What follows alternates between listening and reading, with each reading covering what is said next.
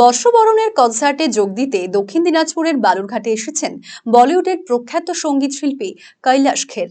বালুরঘাট তথা রাজ্যবাসীকে ইংরেজি নববর্ষের শুভেচ্ছা বার্তা জানান পদ্মশ্রী কৈলাশ খের। দক্ষিণ দিনাজপুর জেলা প্রেস ক্লাবের বর্ষবরণ অনুষ্ঠান উপলক্ষে এদিন বালুরঘাটে আসেন বিশিষ্ট এই সঙ্গীত শিল্পী।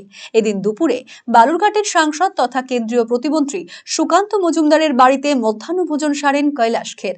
সুকান্ত মজুমদার এবং তার স্ত্রী কোয়েল মজুমদার সঙ্গীত শিল্পী কৈলাশ খেরকে সাদরে সম্ভাষণ জানিয়ে তার হাতে উপহার তুলে দেন। সুকান্ত মজুমদারের বাড়িতেই সংবাদ মাধ্যমের সাথে এক সাক্ষাৎকারে সঙ্গীত শিল্পী পদ্মশ্রী কৈলাশ খের দেশ ও রাজ্যবাসীকে ইংরেজি নতুন বছরের শুভেচ্ছা জানান।